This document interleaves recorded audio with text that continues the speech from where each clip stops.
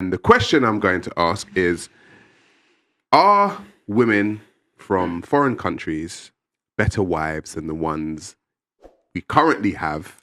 Let's not limit it to Great Britain, in the West in general. Are women better wives? Let's go for a guy. Banksy, what do you say?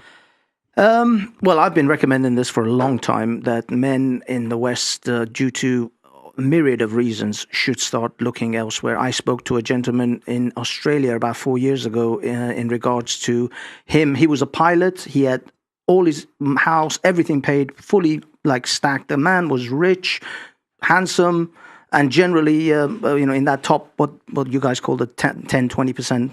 And he categorically told me that when he is ready to get married, he is going to get married to a lady or a wife where he's going to find them either in Vietnam, Cambodia, Philippines, and a country like that. He's in Australia himself, very wealthy in Australia, but he will not bring his wife to Australia.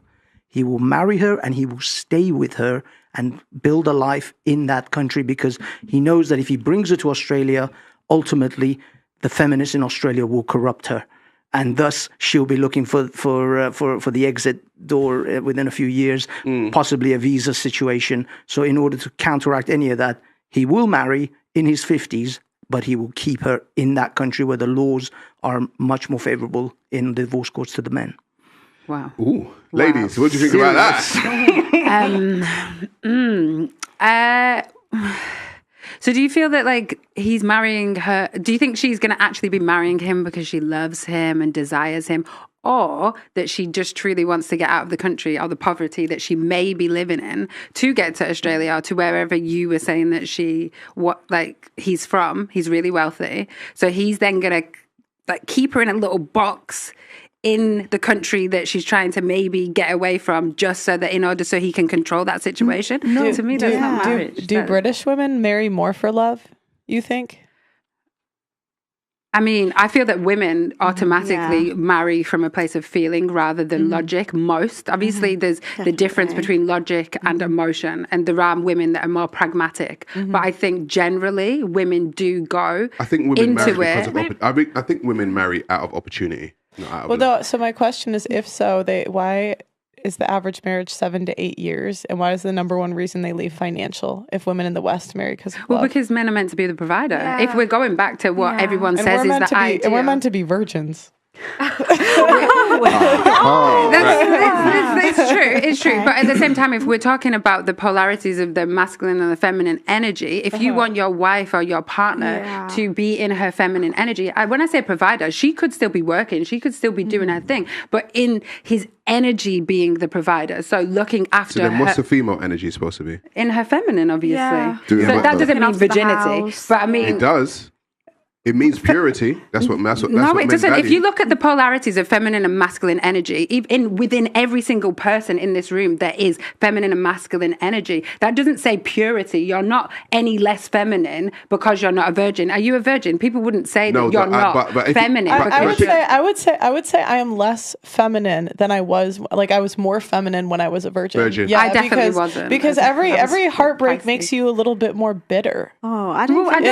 And I'm just being honest, every heartbreak comes with some trauma. Well, it does, but at the same time, the more penises you have inside you, the more masculine you come. Yeah, so I would say when I was a virgin, I was very 100%, but it doesn't negate from the fact that you are still able, if you do the work, to step into your feminine energy if you're with the counterpart that is in his masculine energy. I just think women are either feminine or they're not. No, I don't believe that. And to me, you can learn to fake it.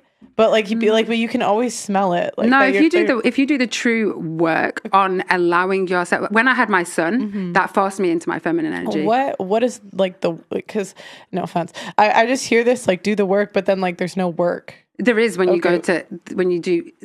you work out why you're in your masculine energy, because there is always a why to your actions. So say I'm too masculine, and then I find out it's X reason. Then what do I do? What's the work? Well, therapy, Okay. deep trauma work, shadow work. There's so many different things. Sound bath healing, Reiki healing. There's so many different types of work that you can do. Therapy to maybe get over your father wound, or your mother wound, which is usually where I need to be in my masculine energy in order to prove something, or even society These saying. sound like buzz phrases. Yeah, but this They don't sound like real things. I've They sound done 2 like buzz years of- phrases. Well, I think sometimes women can be quite masculine because they have not met a man that has allowed them to be in their feminine energy. So sometimes they feel like, they're not with the right man that is allowing them to take a step back and be in that feminine energy and to lead them. So but I think ultimately... so do you think that femininity is conditional then?